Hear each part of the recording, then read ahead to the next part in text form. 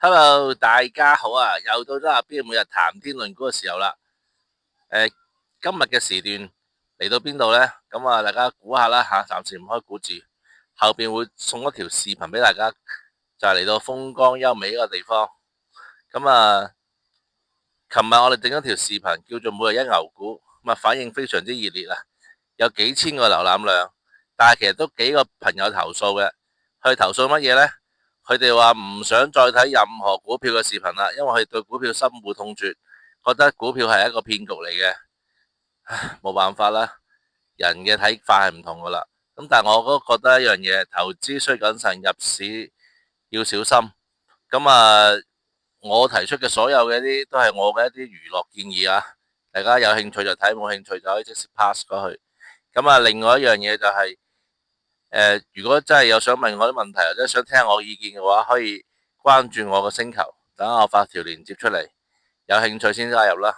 咁我入邊會回覆大家問題，因為買股票需要時機，必須要睇自己係想幾時買幾時買，但呢樣嘢都係要靠個人判斷。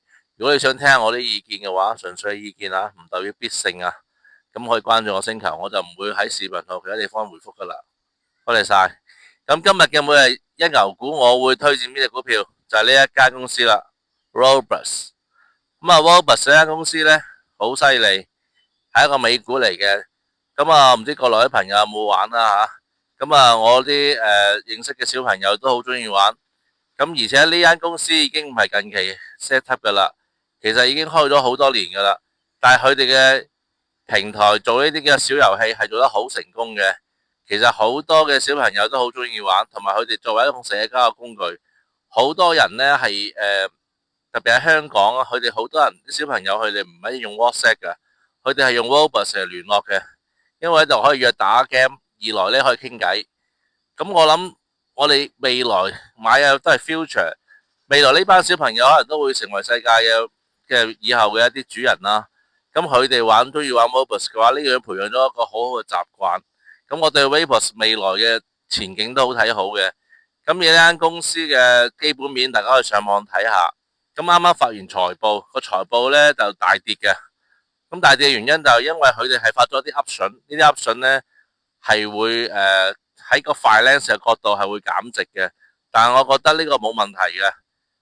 長期講呢間嘅好優秀公司，因為佢個月活量非常之好，證明好多人喺上面玩。咁同埋呢，佢係好有創意嘅，開發咗好多平台。有啲人呢喺上面開發遊戲，同 Android 一樣。咁啊，有啲小朋友呢，上面玩乜嘢呢？